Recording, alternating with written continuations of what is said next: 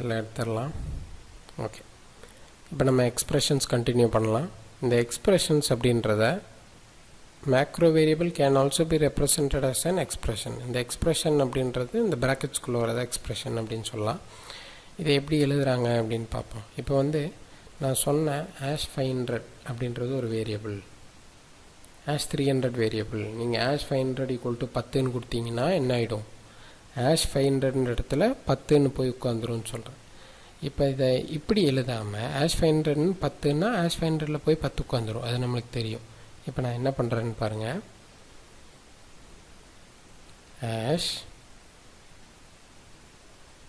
ப்ராக்கெட்டில் #200 இப்படி நான் கொடுக்குறேன். ப்ராக்கெட் ஓப்பன் உள்ள #200. அப்போ #200ன்ற மதிப்பு எவ்வளோன்னா இதுக்கு முன்னாடியே நம்ம கொடுத்துடலாம்.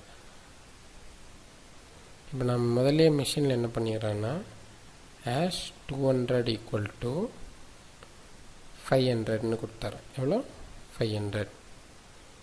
அப்படின்னா இப்போ என்ன நடக்குது, ப்ராக்கெட் ஓப்பன் #200. இதை வந்து நம்ம எழுதலாம் எப்படி வரும்னு.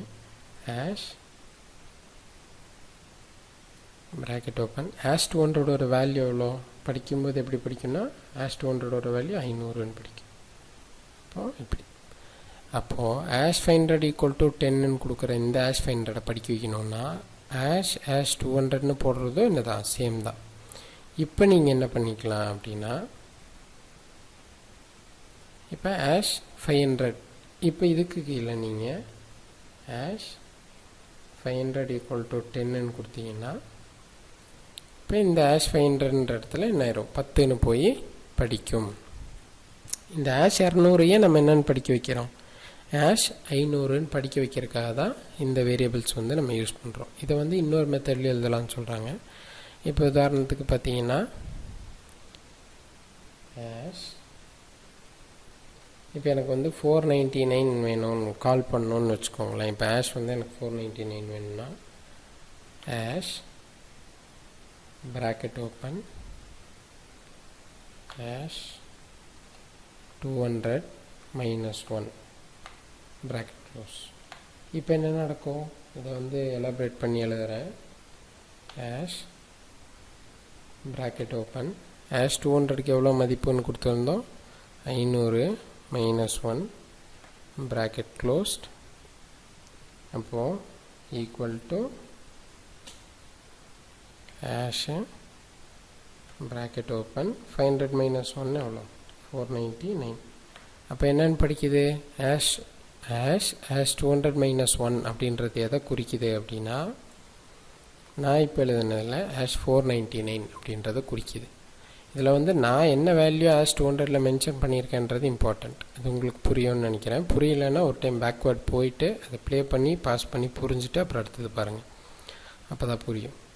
இப்போ இன்னொரு எக்ஸாம்பிள் சொல்கிறேன். இப்போ எனக்கு 250ன்னு படிக்க வைக்கணும்னு வச்சுக்கோங்களேன். இப்போது ப்ராக்கெட் ஓப்பன் #500 சாரி #200 தானே, #200 / 2 அப்படின்னு போடுறேன். #200 / 2. அப்போ இதை எலாபரேட் பண்ணி எழுதலாம் இந்த கண்டிஷனை. ப்ராக்கெட் ஓப்பன் 200ஓட மதிப்பு எவ்வளோ, 200ஓட மதிப்பு தான் இங்கே போடணும். இதை எலாபரேட் பண்ணி எழுதுறோம் இல்லையா. 200ஓட மதிப்பு 500 / 2. இந்த 500ன்றது நானாக கொடுத்துக்கிட்டது இங்கே இருக்குது, சரிங்களா, மறந்துட வேண்டாம். இது என்னடா 500 எழுதுறானேன்னு செக் பண்ணிக்கோ. அப்போ 500 / 2. அப்போ ஈக்குவல் டு அப்போ 500 / 2 எவ்வளோ வரும், ப்ராக்கெட் ஓப்பன் 250, சரிங்களா. அப்போ 200 / 2ன்னு போடுறது 250க்கும் ஈக்குவலு அப்படின்னு அர்த்தம். இப்படி தான் என்ன பண்ணலான்னா மேக்ரோஸை வந்து எக்ஸ்ப்ரெஷன்ஸாக என்ன பண்ணிக்கலாம், எழுதிக்கலாம். அதாவது அடுத்து என்ன பார்க்க போகிறோன்னா substituting variable values in program அப்படின்னு சொல்கிறாங்க.